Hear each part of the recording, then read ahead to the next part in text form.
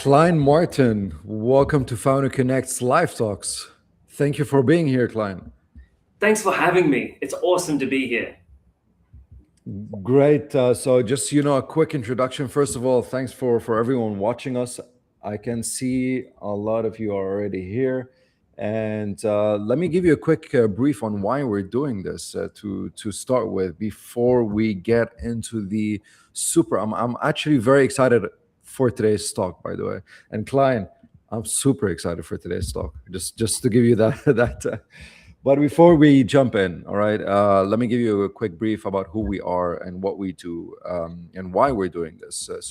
I'm Ronnie. I'm the founder of Founder Connects. It's a community for tech entrepreneurs in the MENA region, and our goal is to bring entrepreneurs together so they can, we can increase the chances of success and reduce the costly mistakes that every single startup founder tends to do. And the residency, so we do two things. We do meetups, and we have like a residency. Inside the residency, we have multiple office hours where we get experts to give you hyper personalized advice, feedbacks, and whatever you have. So for the residents watching us today, clients office hours tomorrow. Just make sure you go inside the residency and RSVP to clients office hour. And the reason why we do get our experts to give a bit of their knowledge publicly, because we really think, we have, amazing knowledge that we just want to share as much as possible, for everyone to be able to learn from the experts that we bring on board. And today, Klein, one of the, at least for me, it's such an exciting topic. And, it's as a founder, as a CEO, it's all about negotiations. My life is about negotiations. Maybe the CTO, co-founder, is a bit different, right? Maybe they do negotiate internally, but for us, we have multiple fronts that we have to negotiate with. Whether it's clients to get them on board, whether it's new potential hirees, we need to convince them. And if you are watching this and you're early stage, you probably already know how hard it is, to get the best talent. And I think it's a problem, every single early stage startup in the world is kind of facing, right? This is why you hear a lot of issues around attracting talents. So you have plenty of fronts that you have to negotiate, add the investors, and add, internal negotiations that you go through your team. So I brought Klein with us today, not only, someone that is already very familiar with the entrepreneurship world, but someone that has actually negotiated, the hardest probably discussions that maybe none of us have went through under the hardest circumstances, negotiated with hostage takers. Klein, before we start, tell us who you are, tell us about yourself, and you are the co-founder of Conflict Coach. So tell us a lot more about this, and then we can dig into the interesting topic. Okie dokies. So, my name is Kline Martin, and I've been in the Middle East since 2012. I've gone to all the holiday destinations, be it Syria, Yemen, Afghanistan, Pakistan, Iraq, and I really learned a lot. And the mistakes you make there have serious impact. So after working for so long in doing lots of complicated negotiations, interpersonal, intrapersonal, and also digging deep inside to see where I was, I realized I was a shell. I was just a mask of what everybody else wanted me to be, because that was what was perceived as acceptable. So after a very long time, I had enough. I realistically just dealt with so much shit that I was like, no, this is not what life is supposed to be. There should be more joy in life. It shouldn't be just transaction after transaction, trying to catch up on decision after decision, because they compound. They really compound, and especially in your world as well. it extraordinarily is an amount of decision after decision. You get fatigue. Yeah. How do you actually shift that? How do you stop, like, detach yourself from adrenaline and then start to make decisions that are rational and not emotional? So what happened was that I had to have a detox. I went to the States. Yeah, a detox. Yeah, well, I went to this. I went to a safer place. I went to New York. So I was in New York for 2 That's a years. safer place, huh? Safer place. Yeah, yeah. Um, yeah, we can talk about that another day. But realistically, I lived up in Harlem. So I lived up on 125th Street, and I used to walk to Columbia University every day, which is, it's a half an hour walk. And there is all types of issues there that you see. But what I was doing in New York was that I was re-upping. So I was re-upping with negotiation and conflict management. So I did 2 years of really digging deep into that. I also got a couple of taps from different people saying, hey, you should come and do some more negotiation and crisis work with us. So I did a bit more crisis work, just moonlighting, doing some fun stuff there. And before that, when I was obviously in the Middle East, yeah, I was doing some very delicate work. And I'm going to leave it at delicate work. So then moving forward, I came into Dubai. And in Dubai, I was like, well, what is the biggest conflict I have? And that was interpersonal. It was inside myself. And it was, how do I then bring the conflicts that I've dealt with all out there closer to home? And this is where conflict coach came in. The abilities to coach people through conflict in so many different elements, because I have a background in criminal psychology, advanced degrees in policing, intelligence, counterterrorism, and then with like 12 years of ground experience, compounded with like academic knowledge. When you put those two together, the outcome of that is applicable knowledge, that you can actually use that knowledge. Because quite often you see those academics and they're not able to bridge that gap between like the ivory tower of academics and what happens on the ground. So what happens is that I want to bridge those two gaps and then bring it to an equal level where I can give that knowledge to other people. Okay, interesting. And that's what conflict coaching is, right? Or Well, is there more to it? To conflict coaching, there's a little bit more to it. So the thing is that there's the stuff that sits inside. So all of those, there's a lot of little scary things inside that we kind of discussed earlier. So I'm not going to touch too much on that there. Yeah. You notice there's a smile, slight relief, eyes are going a little bit nicer, because this is another side of coaching, whereas how do I read the other person without them even saying what they want to say? How do you ask the right questions to bring them forward and to allow them the psychological safe space to test who they truly are? Because a lot of the time you've got to put that mask on. And as you put that mask on, what fails is you don't show up as your authentic self, because your emotional intelligence and your authentic self are kind of competing with one another. This is a major problem, because this is where trust is built. And if you want to build trust with your donors, they need to actually believe what you're saying here, but also here. They need to see it, they need to hear it, they need to feel it, and they also need to taste it. They need to know that what you're saying is really true. So how do you build all of those parts in? So when you show up believable. Next, you've got to learn how to negotiate. So this is also another part. How do you negotiate with other people? That's tough. How do you negotiate with yourself? Because you are your own hostage inside. How often are you like, I wish I said that? Or how often are you like, I just need a little bit more power. This guy is like, trapped me in here. How do you shift that? By saying, hey, that was a really good move. You just made me sit right here. How did you do that? Now you bring them into your problem. Now you get them starting to talk about their problem, your problem with them. And as they start to talk, then you get a solution about how they put you in this box.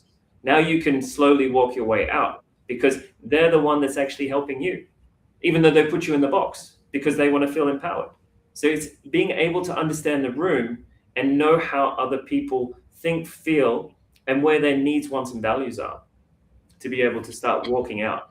You've mentioned something really interesting about the mask, right? And we always hear you have to wear multiple hats depending on who you're sitting with in the room, correct? And in some cases, you tend to change the way you act, the way you are, depending on who's in the room. What do you have to say about that? Cognitive dissonance. That's what I have to Which say about means, that. You're like, define it more. term? Define it more. So it's an incongruence. So an incongruence is where one reality doesn't meet another reality.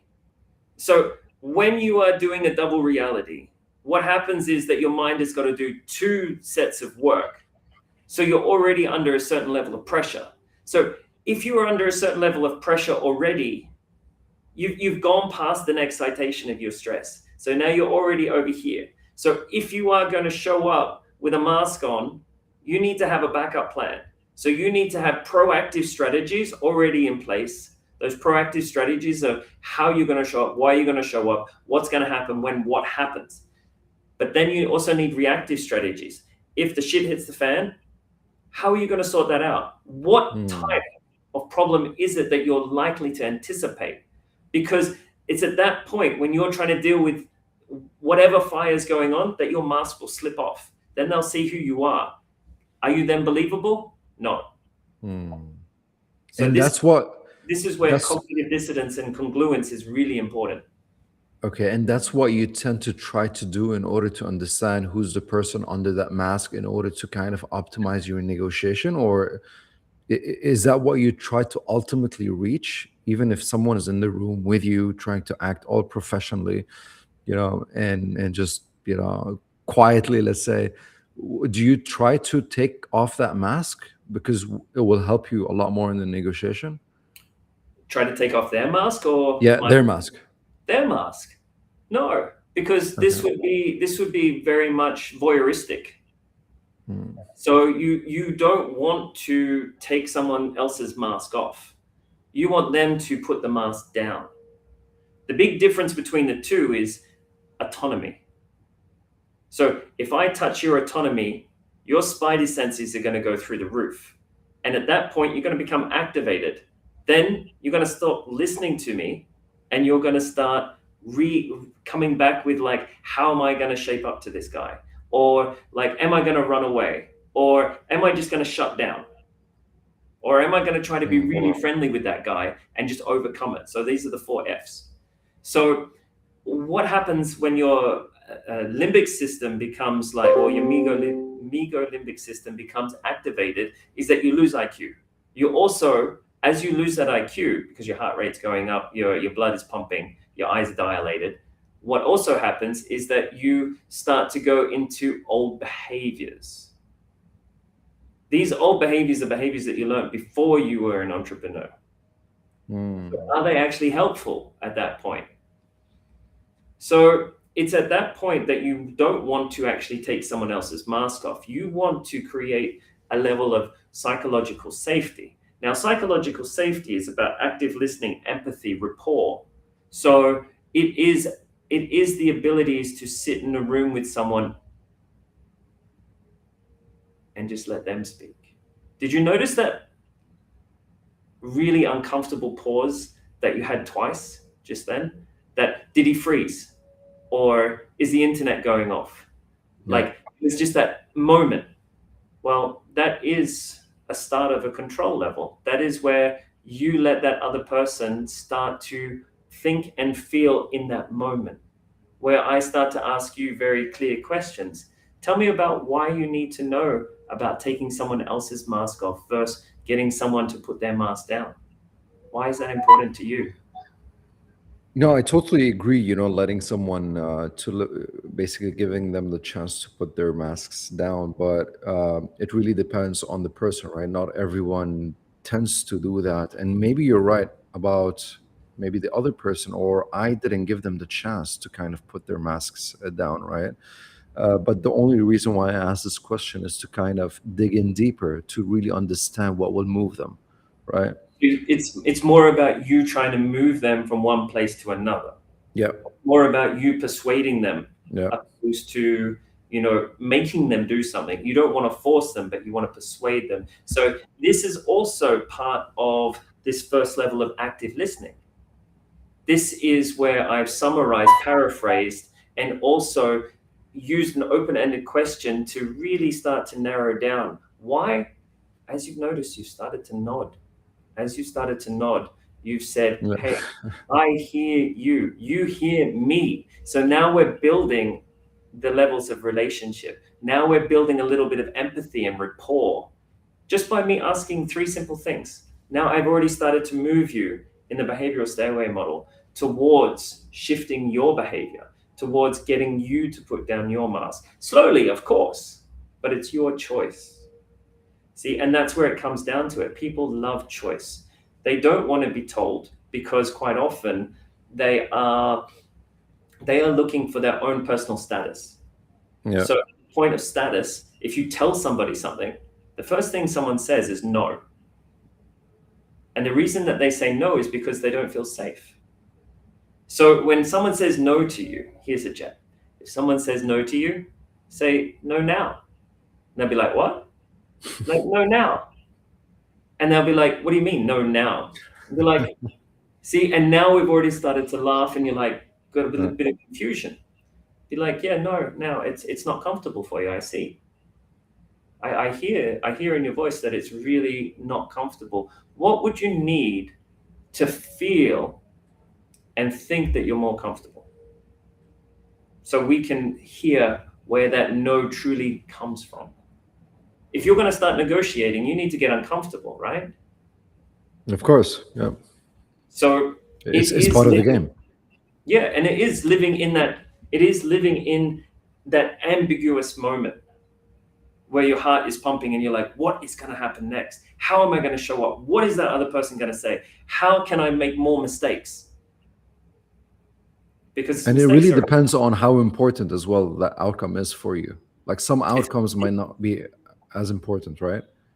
well, that's true. The outcome isn't important, but it's what you put, what you value as your outcome, and it's about that value. So as we talked, like the needs, wants, and values. So when you put something at high value, you're already making it high stakes.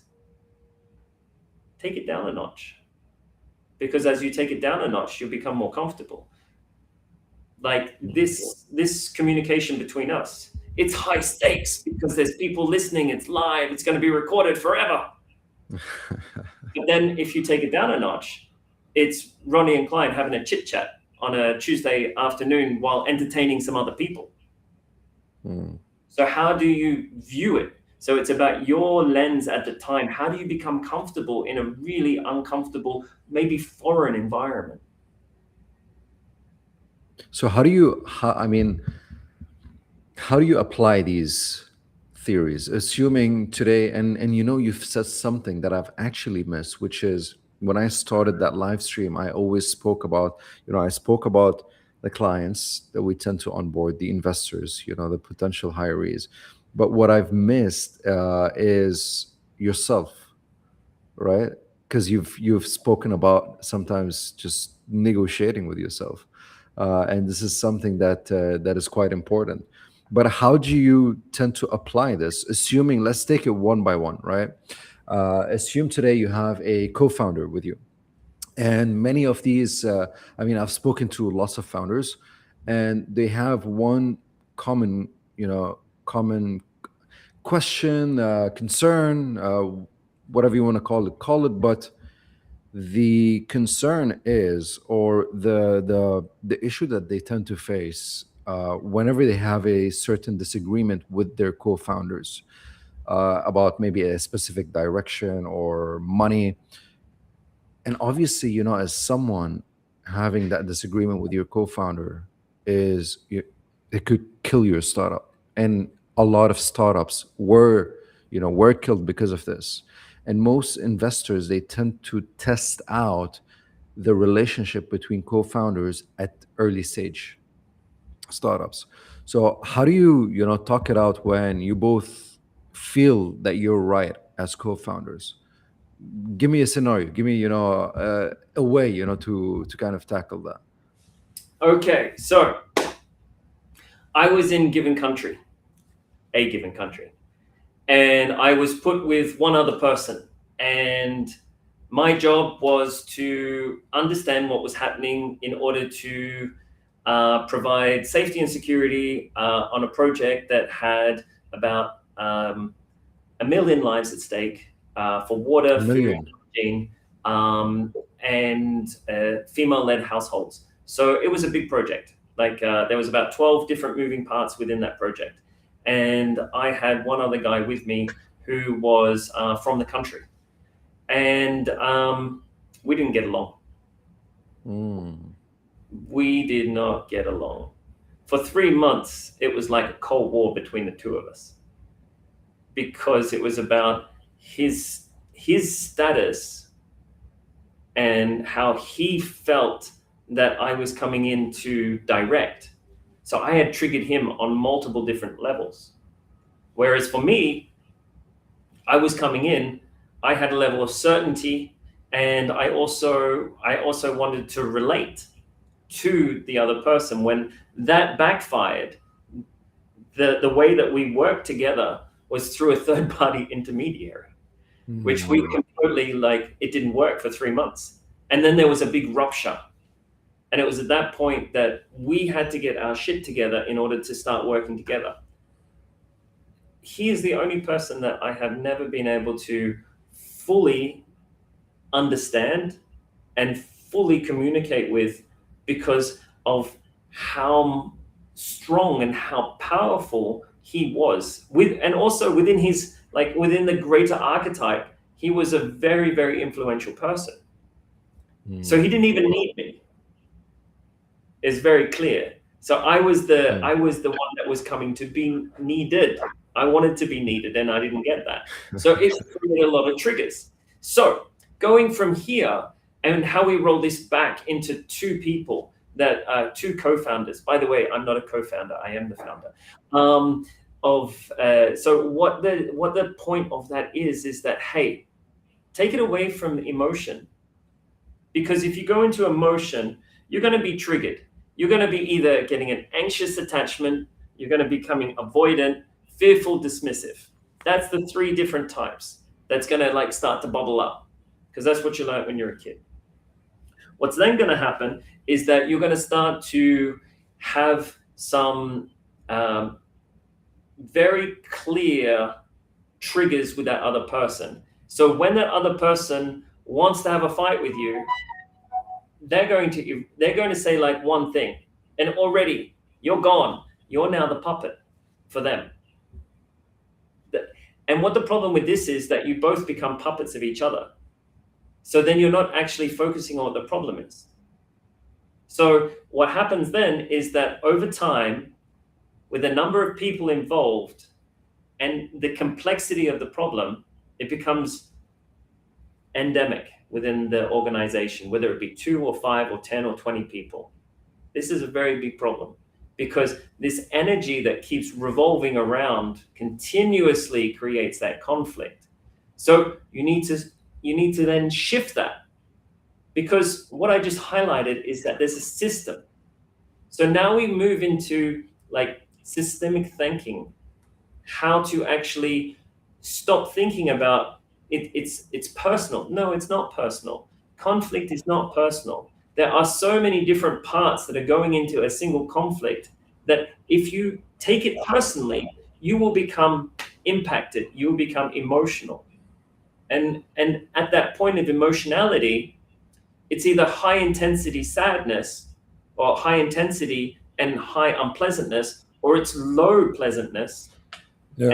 And it just doesn't gel in an organization. So what happens is that you start to look at the pieces inside the puzzle, and you go, okay, the reason that we're fighting is that my need is not meeting your value. Okay, so now we go into a very simple model. It's called a dual concerns model. Due concern. Dual concerns model. Okay. You have a concern and I have a concern. Let's talk about it. So as we talk about it, the first thing is that we have a structure like this. One side, time. And this is when the task is. Tasks are here, down here, relationship.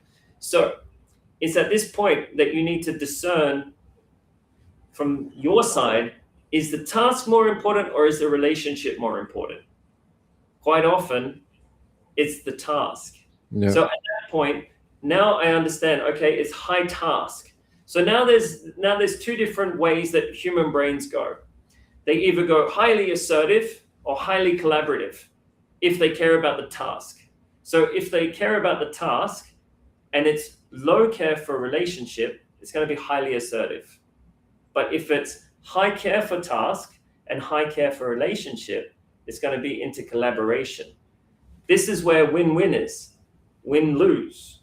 Then you have down here where you have low tasking and low relationship. This is where avoidance comes in. And then the other side is where you become apathetic. High relationship, low task. It's like, I don't care, you choose, everything's fine. You do what you do. And then there's a big eruption later. Don't be that guy, because that guy will come back and he will come and see me. So at this point, what is really important is to understand where you sit in that simple dynamic, and then also to understand where that other person's coming from. And then to take a step back and be like, hey, what are your needs? What are your wants? What are your values? Where do we actually sit there? Because once you can start communicating on that level, you stop communicating from an emotional point of view and you start looking at a system, because you're going to go for best alternative negotiated outcome quite often. So, the high task, high relationship is, I'm assuming, it's probably the ultimate goal for every single founder and CEO, right? But obviously the problem would be personalities, whatever they're going through, whatever. And I like that you've mentioned that last bit, that is, just simply speak with your co-founders and, hey, look, what are your values? What are you trying to achieve here? Because it kind of gives you a lot to put them into a system, right? But I think, I think it could still possibly be the personalities of these founders, not trying to, they don't want to hurt their co-founders, but they just want to ensure that everything is running. There's a lot of pressure on a CEO as well to ensure, the team is performing, in the ultimate way, and therefore creating these negative vibes between each other. Sometimes founders and CEOs, they try to avoid. But I love that you've already started with something that could potentially be flipped into a system. What would you tell the people that are trying to avoid these negative aspects because their personalities, because the way they feel like, what, I don't want to create these negative vibes around the team, so let's just move forward. What do you have to tell them? How can they have the ultimate task and ultimate So firstly, there is no win-win. Everybody got to compromise at the end of the day. Yeah. You're never going to have a win. You're going to have a win-win, go to compromise. How do you get to compromise? Needs, wants, values. Then from there, firstly, let's go back to what you actually were asking, which is, hey, the guy that really wants everybody to be okay. So there's 4 archetypes. And I'm going to say these very simply because it is so easy to remember. There are eagles, doves. There are owls and parrots. 4 types. And now if you looked at someone and you're like, oh, they're an eagle because they swoop down, or they're very direct. But then you've got a dove. Well, a dove is a very interconnected type. It is like a symbol of peace. It has the abilities to, solve problems quietly in big groups. Or you have an owl who is like always thinking in the background. He's always up late at night. He's not someone who really communicates that well, but he is very logical. And he provides solutions right when you need them, because he's done his homework 6 weeks in advance. And then you've got the guy that's like all happy and like, yeah, let's just do stuff. Let's get stuff done. But internally, there's nothing, there's no substance. He's like the cheerleader. So you have these 4 different types of peeps, and then you mix them up and then you shake it, and then you get like 2 of those. And everybody has like 2 different types of like, let's call them personality traits. They have 4, they have all 4 of them. Yeah. Sorry, I have a thumb. You know, I got given one. I don't know where it is. But at least you know the rule, right? Yeah. Okay, so at this point, when you are somebody who is being avoidant, you are just building a problem inside. You are honestly building a problem inside. When I deal in high crisis moments, you can't have a personality. You really need to be very clear about what's going on. But in order to be very clear, you have to take the bullshit off the table. That pink elephant that's in the room, pick it up, put it on the table and say, hey, you see this pink elephant? It's right here, it's right there. It's not going to move. We need to talk about that. Because if we don't talk about the pink elephant, then you're going to start thinking about purple snakes. What are you thinking about right now? The pink elephant. You gotta have pink elephant the pink elephant that you brought on the screen. That's what I'm thinking about.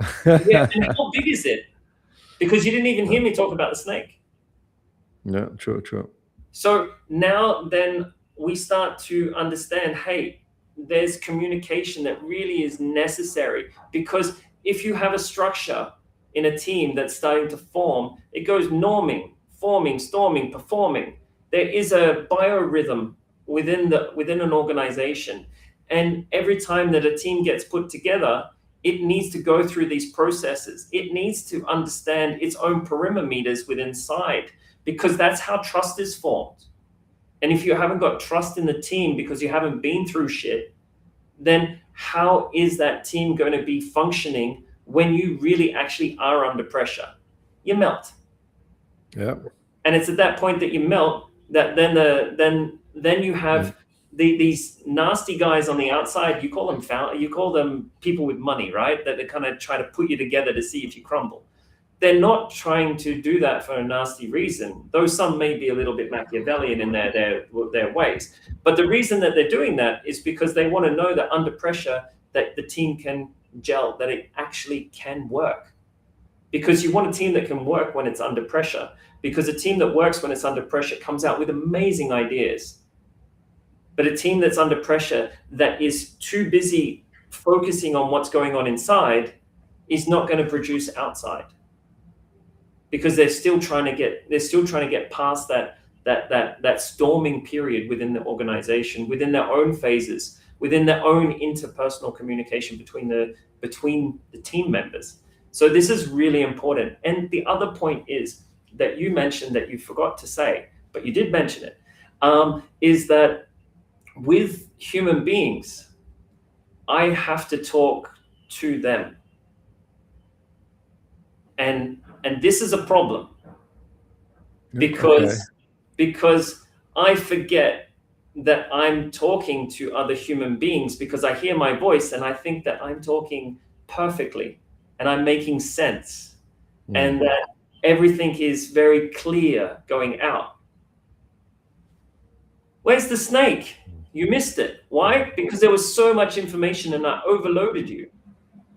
So it's at that point that you need to feel that, hey, if I start slowing down and I start communicating more clearly, so you feel that you can keep up with how much I'm talking about, it's at that point that now the conversation is balanced, is more fair. You have the abilities to jump in and say, hey, what about the types of introverts that really have great ideas but don't have the verbal mechanism to put it out into the world?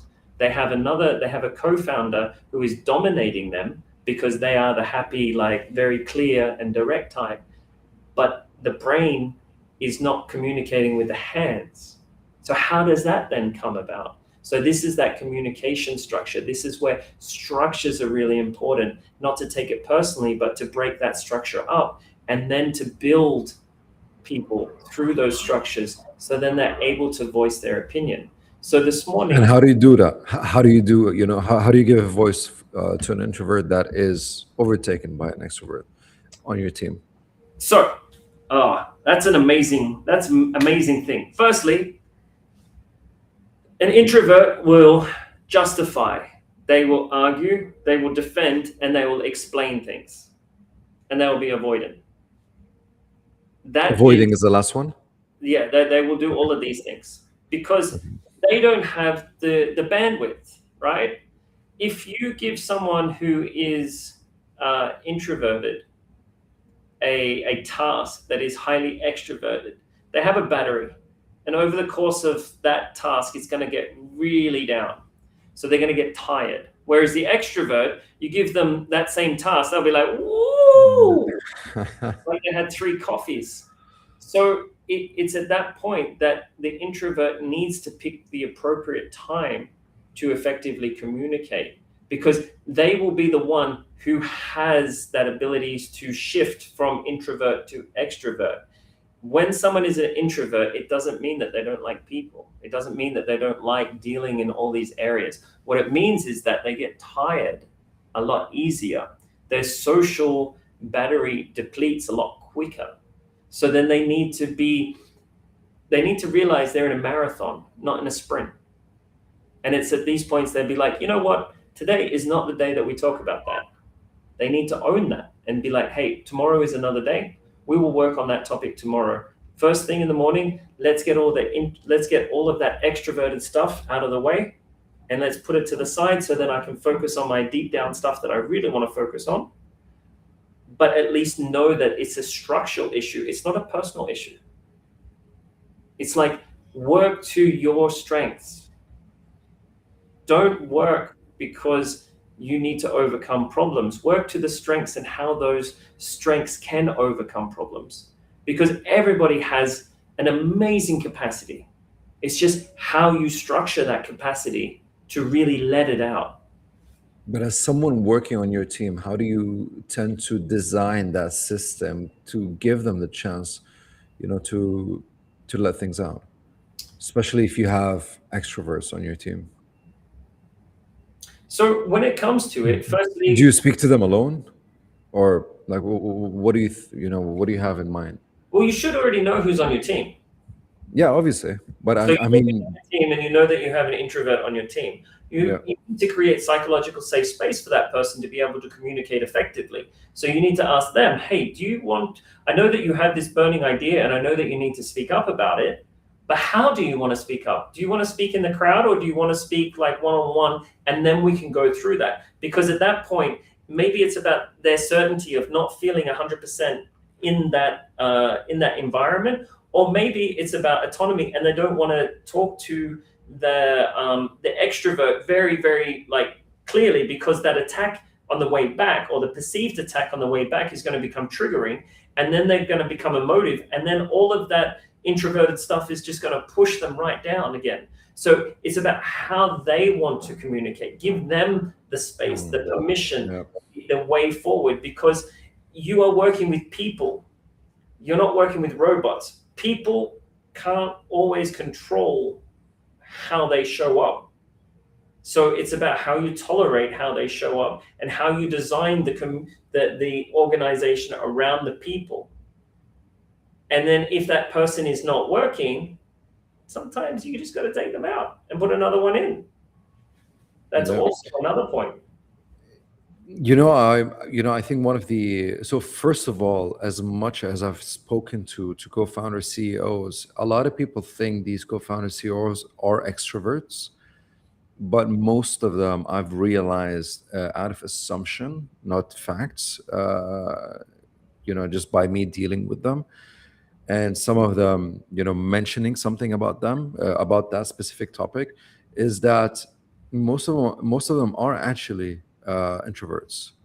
So they just have to act out the CEO title and do the job at the end of the day, as simple as that. And when it comes to that's where we go back to the internal conflict, Mm-hmm. Mm-hmm. right?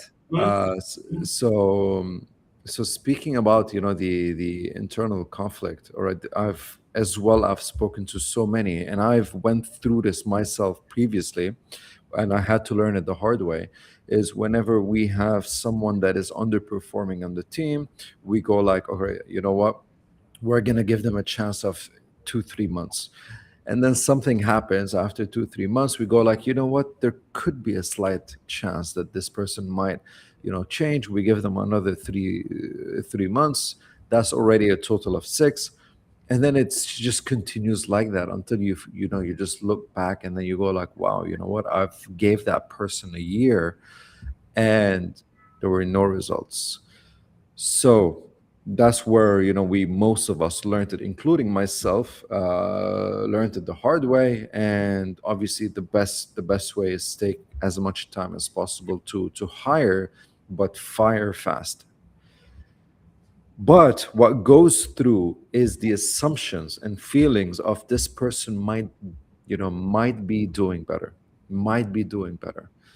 So, and that's an internal conflict at the end of the day, because that person that you're actually speaking about, right? They are as they are. It's just internally you're convincing yourself that this person might change one day. So, first of all, are there any skills, studies, or playbooks around this to help founders, especially the founders that are going through this are usually early new founders. Let's put it that way. Mm-hmm. The Mm-hmm. serial entrepreneurs already know the drill. They know the playbook. But do you have any tricks to share about that? Sure. So firstly, what you just mentioned was, sunken cost bias, right there. It's a sunken cost. Yeah, So person has had 3 months, and then okay, they're almost okay. They'll do, and then 6 months, 12 months. The question that the statement that you finished with, which I thought was really brilliant, was that they didn't give you anything, and you lost. They won, you yeah, lost. yeah, So at that point of losing, that's a really hard loss. You've just lost a year of productivity. Why didn't you stick to the guns in the first place of those 2 months?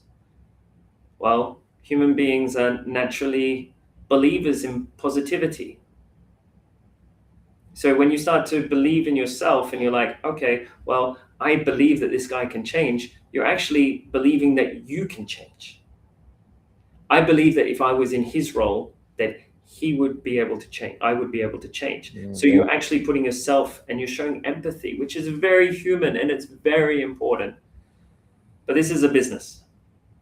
yeah, This is a business, and you have high levels of emotional intelligence. So emotional intelligence is the internal stuff, is the medium between, and is the external environment and how that stimuli affects you. The problem is that you're not looking with the appropriate lens. You're looking with a kindness lens. 2 months. Okay, so you've given the guy 2 months. You've had a set of structures in place. These are what we need you to perform on. Okay, this is not working. You haven't stood up in A, B, and C. I'm sorry. That's a real big problem. We've discussed it. We have tried to effectively communicate with one another about how to show up. You haven't. That's the pink elephant. Put it on the table. At that point, well, the pink elephant's there. Now it's a choice of how you negotiate going forward. Are you going to crumble? And are you going to waste a lot of your time? Or are you going to say, look, I really value you as a person, but I also value the time that I'm putting into this, and it's such a struggle. I'm working 16 hours a day. I can't afford to lose you, but I can't afford to keep you. Where are we going to go from here? And then it's at that point that you're now having an uncomfortable conversation. Don't run away from an uncomfortable conversation, because if you run away from the uncomfortable conversation with someone else, then you're becoming a yes man. You want to be a yes man all your life? Or do you want to put your boundaries in and say, well, actually, this is not going to work. I need to stand up for my values. I need to stand up for my needs, my goal, my vision. Well, you're not in it. And So even though that's really harsh, you are owning your reality. And then you need to have a backup plan, because if this other person is very important, well, you need to have a risk assessment done of how that person is in the organization, what jobs they're actually doing, and how those jobs can be either deferred to others or included into a new role. So it's yeah, I very agree important. with Business continuity is a very important part of planning.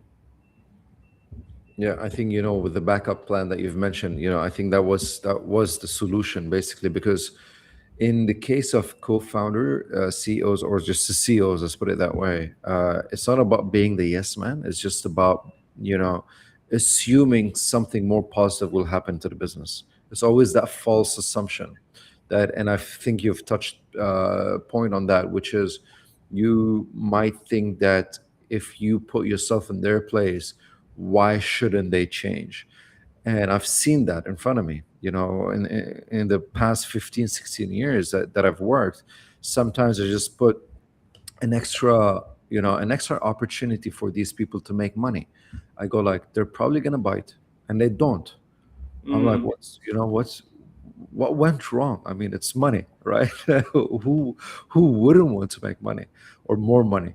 So it really depends. It really depends. I learned that throughout my life that not everyone is driven by money. There's a lot of people driven by different things, and I've learned to try to understand what each person is as much as possible. Obviously not it's so hard to really understand exactly what drives a person, but at least to take a sense of that specific person. So that's why going back, it was never about, maybe for employees, yes, being the yes people, right?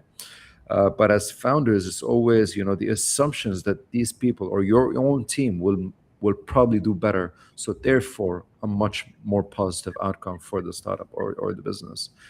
Um, we we I have so many points, Klein, that I want to discuss, and yet I'm keeping my eye on the timer, just to it's respect the time. already been nearly an hour. Uh, Yeah, I know. That's why I have so much. I think we're gonna pass the hour. Let me try to cover more of these points, all right? Because I think they are as important. I mean, we've covered the internal conflict. We've covered the potential conflicts that you might have within a team or with a co-founder. Speaking about investors and clients nowadays, all right? So when it comes to investors, you're trying to attract them the same way you're attracting clients, but for different purposes. So you're trying to get the client to you're trying to onboard the client to become a paying user, whereas the investor, you're trying to attract them to kind of become a partner and give you their own money, which is usually a big sum of money in order to become a partner within this business itself. So both negotiations are totally different negotiations. Even the pitch decks are usually different. All right, I mean, if it's not, then there's a problem. You don't pitch the same pitch deck that you are doing to an investor to a potential client. True. So whenever, and obviously there are multiple things that you get pushed back on, right? When you get pushed back by investors, you try to kind of understand what they're trying to push you back on, and convince them so you can get that bigger sum, correct? Whereas selling it to a client is so different, Mm, right? When it comes to negotiations, what do you see certain official frameworks within these both of these rooms that are very different? Are there certain frameworks that are known to you or known in general, or is just about the same framework that is about always understanding the person in front of you and giving them the chance or the space to put their masks down so you can kind of, build a rapport and have a much better shot at negotiations. Cool. So it's called your butler. So many people don't know about butler, but Butler. some people will. So Butner is your best alternative negotiation outcome. But in order to do that, you need to firstly understand what you're selling, how you're selling it, and what it's actually doing. Then you need to pair that with your prospective investor. What problem is this going to solve for them? How is this going to help them? So, like maybe it is about status for them, for the investor. Maybe it is about they have a sick child that your product is going to help. Or maybe, they're just pissed off with whatever food delivery system that they currently have, and they're willing to invest in a new one because they no longer want to deal with this other one. So then it becomes about ego. So what you need to do is that you need to start to research that other person. You need to ask questions. There is always very clear indicators about what they need before you even go into that meeting. Go and talk to other people in that organization. Do a little bit of human intel, per se, where you get a little bit of a feeling of what the person is before you go in that room. If you go into a room without clothes on, you're unprepared. If you go into a room without information, you're also unprepared. There's no difference. Don't go into a room that you don't know what you're about to face. You should have at least a level of understanding about what that other person's needs, wants, and values are versus yours needs, wants, and values. Then you need to go down from there to what are you willing to accept? And what do you think they're willing to accept? And then you go from these two areas to the next area down, which is what is that fine line of cake between what you're willing to accept and what you think they're willing to accept. There's the bottom line. You don't negotiate past that. That's it. Because if you go beyond that, now you're selling yourself short. So if you understand who your investor is and why they're interested in talking to you, that's a really great start. You actually need to do homework on this, because just rocking up to investor after investor after investor, sadly, then you're just another product that they might or might not want based on how they feel that day. Mind you, a lot of the time, people's decisions are made on emotion. So you need to be able to connect with that person really well during that meeting. But that means that you need to do research on what type of person that is, how to come at that person, how to let them feel comfortable in that room with you, and that you're not just out with a bowl for their change. So can you give us an example, like a really quick example? Let's assume that, I'm an investor and you're coming to raise some money. What would you do first? You've researched about me on LinkedIn, but you will only find theories.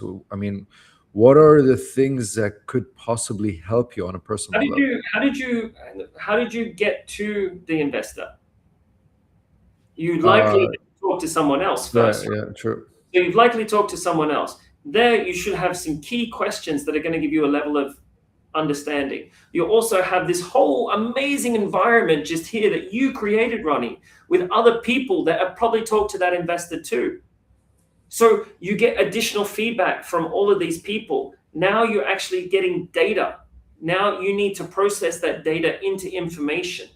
Then you need to have a plan. Once you have that plan in place, that's when that information becomes actionable intel.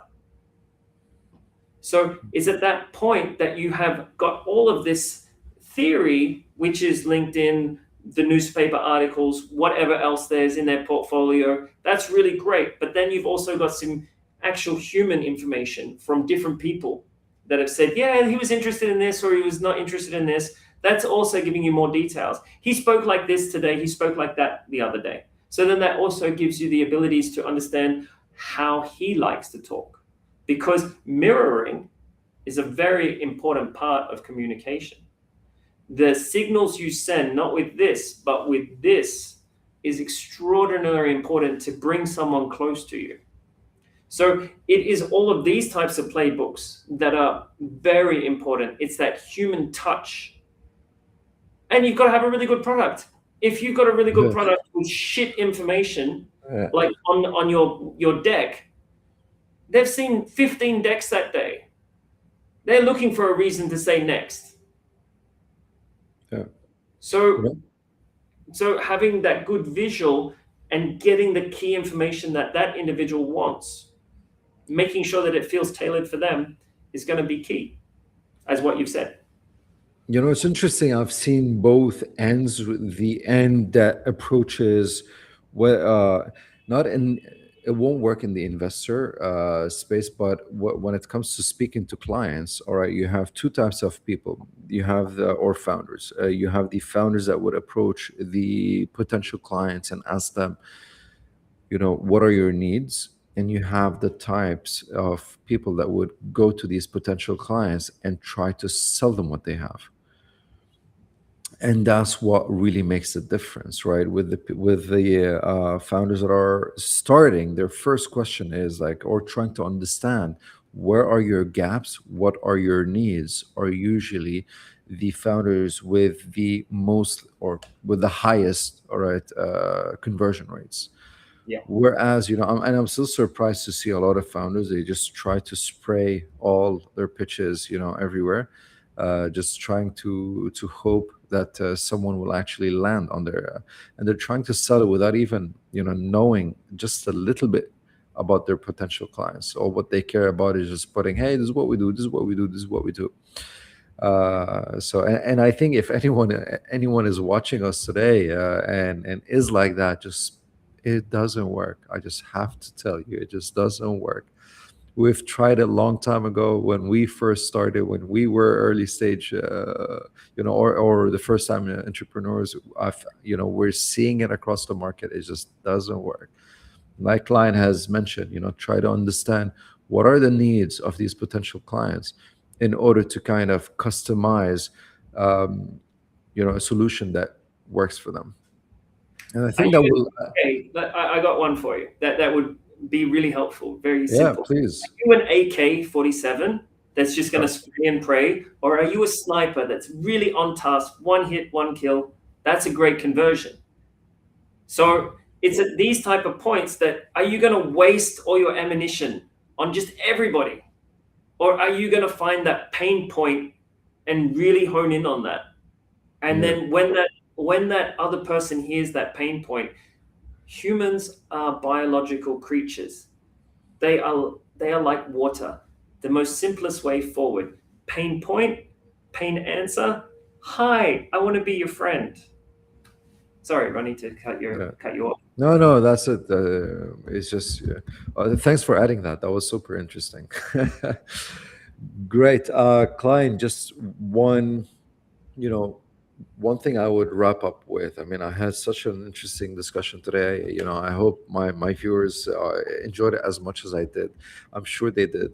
And and I can sit here for multiple hours, but just to respect everyone's time, what if it goes back to you, what would you recommend whoever's watching us today? What would you recommend them to go do right now? Watch a specific video, buy a book, whatever it is, something small that they can actually do just right now, all right, that could possibly make a change for them.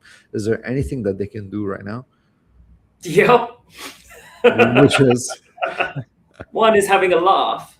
Number okay. two would be literally having a breath. Like, Ronnie, do this for me, please. Yeah. Could you just take a deep breath in, like,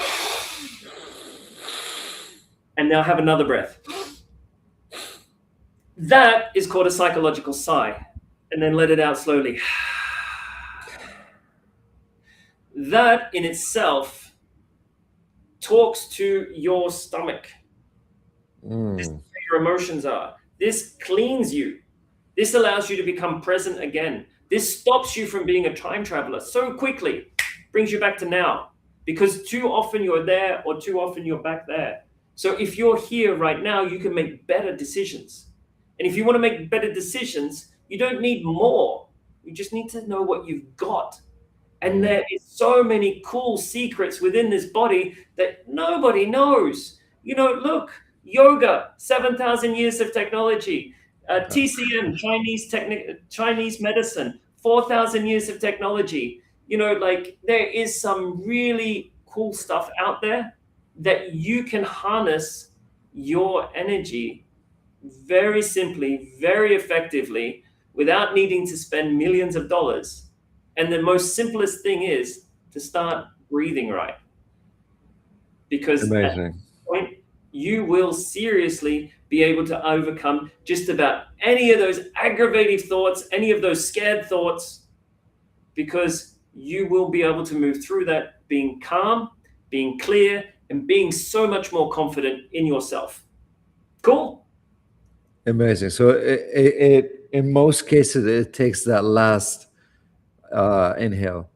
It's the second inhale. Nobody tells you about that. But if you've ever seen a little kid that's crying, going, that's what they're doing. They're creating that parasympathetic system and that release.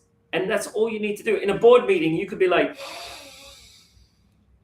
and then as you're speaking, you could be just slowly letting that out over the next like 30, 40 seconds, and you're buying yourself time. But at that moment, you're becoming more confident, more calm. You're spreading your arms out. You're feeling more empowered. People are starting to listen to you because you are more in control of yourself, which then sends a message out that I'm in control of myself. I'm in control of my area.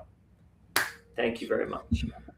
Kline, thank you so much for your time. For those still watching us, thank you for keeping with us for a whole hour. And by the way, again, for those that are residents, please join Kline's office hour tomorrow. You'll get hyper personalized feedback, advice, whatever you need. Kline will be giving 60 minutes tomorrow. I think it's at 11 a.m. Or 11:30 a.m. I think tomorrow Dubai time. For those that are interested, if you're not a resident and you're interested to apply, I'm just going to put the link right here. You can apply. It takes literally 60 seconds, if not less, and it takes us less than 24 hours to accept, to look into your applications. Much less whenever we have important office hours, because we know sometimes they apply just to be part of a specific office hour. So I'm going to share with you the application link, and yeah, go ahead, Klein. You have something you wanted to share? I do. So the other side of this is conflict coach. So that is where you can come and have like a 15-minute with me, a chit chat, and I get to understand a little bit more about you, your problems, and how to overcome those through structures. So I think that Founders Connect is a great place that many different types of issues can come up, and collectively we can have a great understanding how to move forward with power and certainty. That's amazing. Klein, I was looking for your LinkedIn. For some reason, I couldn't find it. Would you like me to put it in? Wait. I found it. You found it? Yeah, I found it. Okay, I'm just going to share as well your LinkedIn. For those, please connect with Klein. Here you go. That's Klein's LinkedIn. Yep. Otherwise, Klein, I can't wait to be part of this office hour myself tomorrow. So thank you so much for being with us today, and I'll see you tomorrow. Being part of your community over the next months ahead. It's an honor to have you. Bye. Have a Thank good you day. so